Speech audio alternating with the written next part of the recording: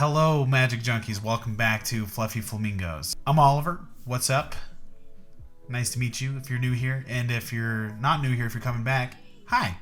It's nice to see you again. Last week I missed our... You know what? I think we're going to move him for this episode. Just because I feel like he's always covering my face. I know I say a lot of s and t and p. I know that fucks up the mic. But that's why it's at an angle this way. You get it? Last week I missed an episode because I was trying to just enjoy the holiday. Halloween was so much fun. I'm glad I took the day off and just kind of was chill with it. Today though, I had a great idea for a sleight for us to learn. However, before we jump into the tutorial, I got us some more cards. Guilty. These are the marble 2s. It is a USPCC crushed stock. It's said to be like a thinner type of paper, durable stock as well. And it's a 100% custom deck coming from Illusionist. So if you guys want to check them out, I hear they're super popular and they look really rad. So I got us a deck for us to inspect. We're going to do like the smallest unboxing ever. And we're going to use these cards for the tutorial. So let's hope they're good. So I'm going to commit to this. If they're really poo-poo cards, we're going to still do it with these cards. But it's from Illusionist, so I have utmost confidence they're at least going to feel good. So let's rip this guy open. Oh, I should probably look what I'm doing.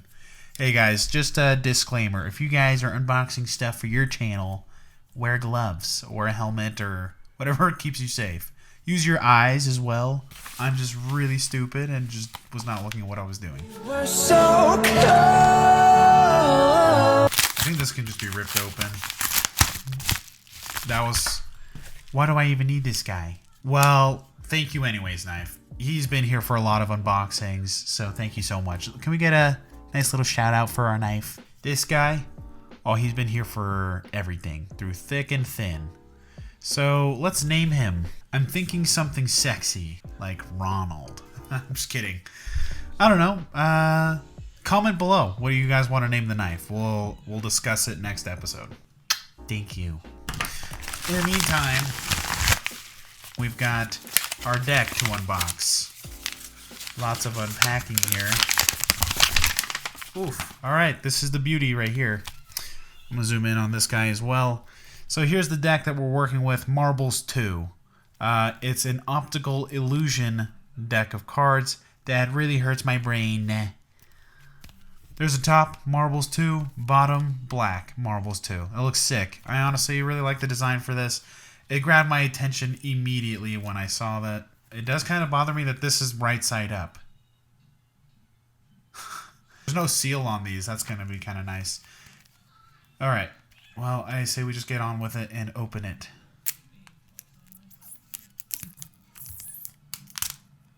Oof, clean cut. Okay. So there he is in all of his glory. This deck looks pretty smashing. And here's the back design. That looks pretty sick. It is just the Optical Illusion. Does that hurt your head? Try looking at for like more than 10 seconds. Does that hurt? The Jokers right here. It's pretty sick. There's your Ace of Spades. Try not to die or throw up. There you go. That's actually sick. Okay. I thought this was like a trick card for a second. I thought we had a gaff on the bottom, but it turns out they all have one red pip. That's so cool. Let's take a look at the red cards. That looks sick though. I actually really vibe with these. Yep, they have a single black pip. Face cards. Guys, I went to the right place. These things are cool. I love these cards. They're so sick. Time for card feel. A quick Pharaoh. See how they do. Like butter. How we do a mind-bending flourish. That could have been better. I honestly am a huge fan of these cards. These are starting to become like new favorites. I don't know if you guys can like really tell how good this Optical Illusion is. What if I shake it? I think the optical illusion works definitely in person. That really hurts my head.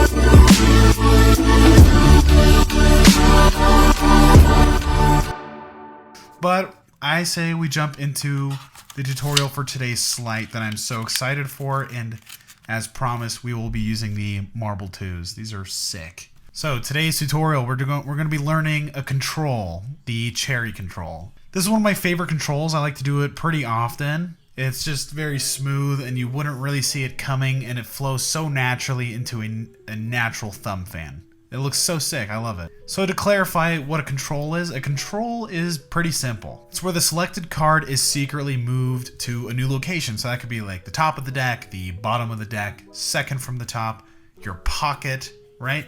Hundreds of ways to control a card. So this control is really fun. It turns into a thumb fan at the end, as I kind of mentioned before. This control will allow you to place your card on the top, or if you flip the deck upside down, it'll be on the bottom.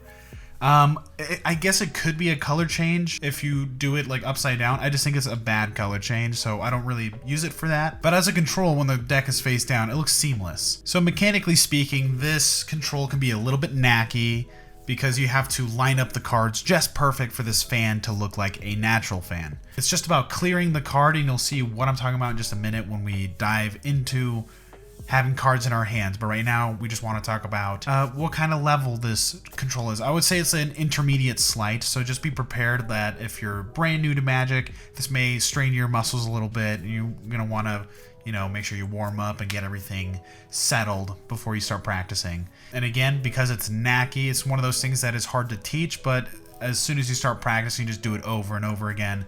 Eventually your brain, your muscles will start to match up and sync up and figure out how to do this properly. I think that's all the preface we need. I think we should just start with some good old paper in our hands and jump to it. Alrighty. Let's crack these guys open and let's get to the tutorial. Yes, I should probably give you guys a performance first, so let's show you guys exactly what this control looks like. Let me break these guys in a little bit. This is, you guys don't know this, but this is like my 85th blooper because these cards are a little too new. Give me 1 sec to just break these guys in a little bit, and I think I'll be good to go. That was very bad. Wait, it comes with a double backer? That's sick, thank you. Okay. We'll be using the 6 of clubs for this performance. And essentially all you're doing is a fan, just like that. And your card should be on top. I'll show you guys that one more time. Let's say the spectator picks the 2 of spades, okay? So 2 of spades goes into the center. And with the action of a thumb fan, your card is now on top, okay? So that's the effect, that is the control, getting your card to the top. As I mentioned, this could be a color change. I just don't think it looks good as a color change. So you would stick the King of Clubs into the deck, and with the fan action, it's controlled to the bottom. I just think it's a really nonsensical color change. I don't know. Maybe it's salvageable. Maybe someone with a bigger brain can come up with something cooler. So how am I doing this? The cherry control is so much fun, and as I said before, kind of knacky. So I'm going to try and cover this the best way I can for you. So this control is in 2 steps, okay? So the first is the action of putting the card into the center. That is the first thing that we're gonna work on. The second thing is actually getting that card to the top of the deck, right? Controlling that back to where you wanted it to be. So let's start with step 1. So I'm gonna actually move the camera and we're gonna get a first person point of view because I think that's gonna be a lot better for this tutorial. I don't typically do first person point of view, but I think for this tutorial it's gonna be necessary to fully grasp what's happening. So let me just move the camera. All right, so let's try this one more time. So you're taking the card, pushing it in at an angle. Your thumb is gonna contact it here. Your middle finger is going to slide this down. It's kind of hard to do this trick wrong now that I'm here. Let's try it like this, right? So you push it in at an angle. Thumb and middle finger are gonna slide the card down. So the card slides down much like a diagonal palm shift, and my pinky is gonna straighten out that card. At this point, half of the card should be sticking out. I'm going to adjust my hand down. My hand's gonna come and get ready for the fan. We're gonna clear and then fan, and that is the full control. So that is the cherry picker control at a more revealing angle. And I think we're ready to start with step 1 at a slower pace. So we're gonna start off with the spectator selecting a card. They take a look at what it is. We're working with the 3 of hearts. So the 3, we're going to insert from the front, just like that, okay? And in just a second, we're gonna have that mirrored just like this. So here we are, their card is in the middle, and you're gonna use your middle finger to contact the top left corner of the card, and you're gonna push it in, just like that. At this point, my middle finger is stopped by the top of the deck, and my thumb is gonna push that in, the corner that's sticking out. On the other side, your middle finger is in perfect position to grab the other side of this card, okay? So without my hand in mechanics grip, this is what it looks like, okay? So once again, your thumb and middle finger are attaching to either side of the selection, and you're going to slide that down and re-grip, and naturally your pinky is going to want to go back into mechanics grip, and that should just push the card into position. So all together, you select a card, you push it in, slide it down, get ready for the next part of the control. Insert from the top, push in at an angle. Using your thumb and middle finger, you'll slide that down, and then your pinky will adjust the card back into position, squaring it up with the deck and successfully getting us ready for the second half of this control. So at this point, this is the knacky part. You're going to adjust your hand downward, okay? So here I am in mechanics grip. I'm going to adjust the cards, and right now my pinky and the flesh of my palm here are pinching this card, the selection, okay? So I can kind of bow that because I'm making so much contact. So what you're gonna do is with your right hand, and mirror me if you're right-handed, you're going to go to the top using your middle and thumb, and you're going to lift it up at an angle, okay? So it's like a rotating door, right? Like a doorknob. So that's all you're gonna do. You're going to rotate the deck and clear the card, and you're gonna put it underneath, okay? So let's try this again. Insert the card, put it at an angle, slide down, get ready.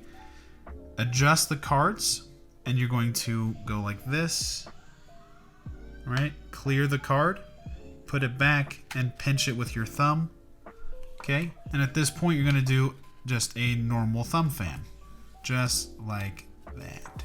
The knacky part about this is, one, clearing the card so it doesn't look obvious what you're doing, right? You want it to be kind of quick and kind of soundless. And then the other thing is the fan, making sure that it lines up properly with the selection. You can also do it not far out enough So you could go like this, and it just looks not lined up at all and just really bad. So this is the knackiest part of the control that you guys are just gonna really have to bust your knuckles for to figure out what it feels like. So let's do the quickest recap in Fluffy Flamingos history. So you take the selection, you put it into the center in the front of the deck. You're going to push it in on the top left corner at an angle. Thumb and middle are going to pull that card down. Pinky's going to square it up, and you should have bottom half of the card sticking out. Readjust your hand here. With your thumb and middle finger from your opposite hand, you're going to clear the cards, pinch, and do a normal fan. And there you go. The selection is on top. So in full motion, should look something like this.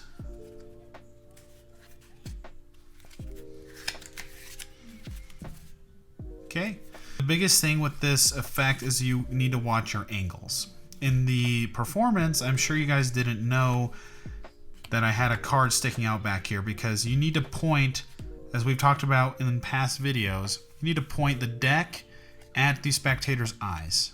Else you're going to see this guy sticking out and the effect is basically lost. But that is the cherry control, which I hope you guys enjoyed.